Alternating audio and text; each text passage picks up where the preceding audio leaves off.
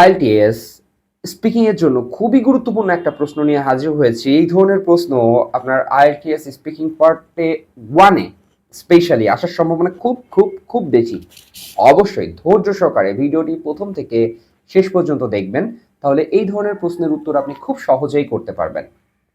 প্রশ্নটি আমি যদি বলি, what do you usually do when you feel stressed? ভালো করে আবার বলছি, what do you usually do when you feel stressed? তার মানে প্রশ্নটা যদি বলে এইভাবে যে আপনি সচরাচর কি করেন যখন আপনি চিন্তিত থাকেন অথবা উদ্বিগ্ন থাকেন অথবা কোনো কিছু নিয়ে ভেঙে পড়েন। দেখেন খুব সুন্দর একটা প্রশ্ন করেছে। তাহলে সেই ক্ষেত্রে একান্ত ব্যক্তিগত এটা প্রশ্ন, এই ধরনের প্রশ্নের উত্তর করবেন কিভাবে? সেই ক্ষেত্রে আপনাকে নর্মালি প্রথমে বলেছে যে আপনি কি করেন যখন আপনি চিন্তিত হন। তাহলে এই যে যখন কথাটা, এইটা আপনি প্রথমে আনবেন যে when I feel stressed, when I feel stressed তার মানে কি, যে যখন আমি চিন্তিত হই, হোয়েন আই ফিল স্ট্রেসড। সেক্ষেত্রে কি বলতে পারেন? I go outside, I go for walk, I try to spend time with my family, I try to spend time with my friends.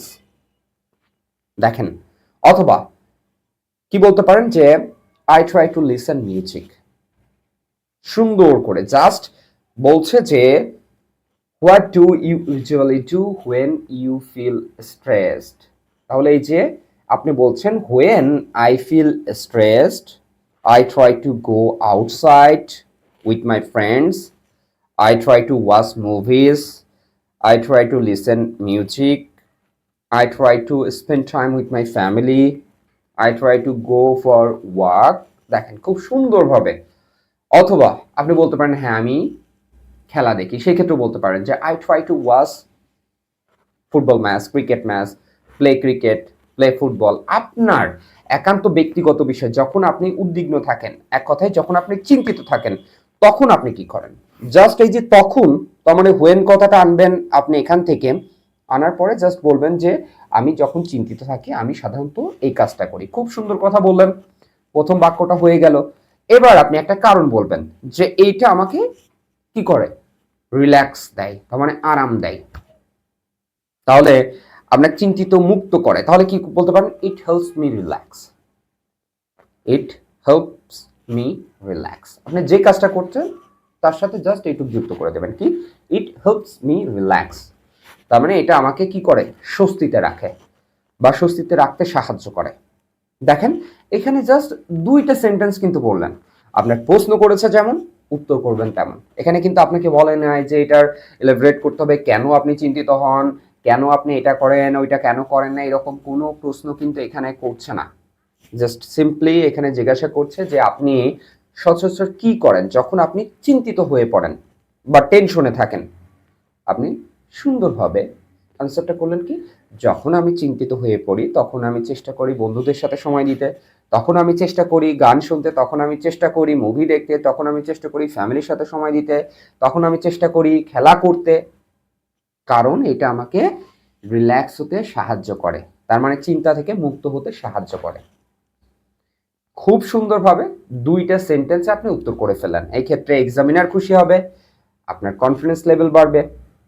আর যত বেশি সেন্টেন্স আপনি এখানে তৈরি করতে যাবেন, এক্সামিনার বিরক্ত হবে। আর বিরক্ত হলে তখন ওই প্রশ্নটা স্কিপ করবে, পরবর্তী প্রশ্ন আবার করবে। তার মানে কি, আপনার উত্তরটা কিন্তু আপনি মনের থেকে সন্তুষ্টি আসলো না। কারণ যখনই একজন উত্তর বলার মাঝে আবার প্রশ্ন করবে, তার মানে কি আপনার সেই ক্ষেত্রে কনফিডেন্স লেভেল কমে যেতে পারে। সেই ক্ষেত্রে আপনি কনফিউশন হতে পারেন, চিন্তিত হতে পারেন যে তাহলে কি, মানে স্যার কি অথবা ম্যাডাম কি আমার প্রশ্নের উত্তর ভালোভাবে নিল না, তাহলে কি আমার রেজাল্ট খারাপ হবে, ব্যান্ড স্কোর কমে যাবে, এই যে এই ধরনের প্রশ্ন। এই কারণে বলছি দুইটা অথবা তিনটা বাক্যে বলবেন, যেহেতু এটা একদম বেসিক প্রশ্ন। একদম শুরুতে আপনার যেই পার্সোনাল বা ব্যক্তিগত যে প্রশ্নগুলো আছে এগুলো করবে, আপনি এখানে দুইটা অথবা তিনটা সেন্টেন্সে উত্তর করে ফেলবেন।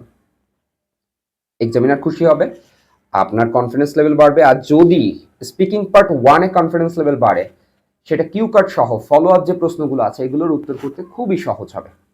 সেক্ষেত্রে আপনার ওভারঅল ব্যান্ড স্কোর বৃদ্ধি পাবে।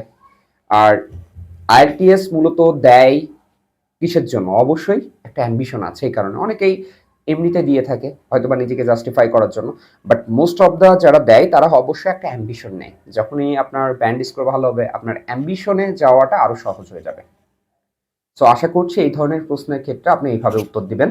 এই ভিডিওটি যদি আপনার সামান্যতম উপকারে আসে বা আপনি মনে করেন যে না এটা আমার হেল্পফুল একটা ভিডিও, তাহলে অবশ্যই শেয়ার করবেন, কমেন্টস করবেন, লাইক করবেন, ইউটিউব চ্যানেলে সাবস্ক্রাইব করবেন, ফেসবুক পেজে ফলো করবেন, অন্যান্য যেই সোশ্যাল মিডিয়াগুলো আছে সেখানেও আপনি লাইক, কমেন্ট, শেয়ার করবেন। অবশ্যই আমার সঙ্গে যুক্ত থাকবেন। ঘরে বসে নিজে নিজে আইএলটিএস এবং স্পোকেন ইংলিশ কিভাবে করতে হয় আমি মোহাম্মদ আমিরুল ইসলাম আমি যেভাবে ব্যক্তিগতভাবে করেছি কোনো ধরনের ঘরে বসে নিজে নিজে আইএলটিএস এবং স্পোকেন ইংলিশ শিখেছি, সেই ধারাবাহিকতা সেই বাস্তব অভিজ্ঞতা আমি ধাপে ধাপে শেয়ার করার চেষ্টা করব। এই ভিডিও যদি আপনার বিন্দু পরিমাণ ভালো লাগে অবশ্যই লাইক, কমেন্ট, শেয়ার করবেন, সাবস্ক্রাইব করবেন ইউটিউব চ্যানেল এবং আমাদের সঙ্গে যুক্ত থাকবেন। পরবর্তী কোনো এপিসোডে দেখা হবে। সেই পর্যন্ত আপনার জন্য শুভকামনা। ভালো থাকবেন, সুস্থ থাকবেন, আমাদের সঙ্গে থাকবেন। আজকের মতো এই পর্যন্তই। আসসালামু আলাইকুম।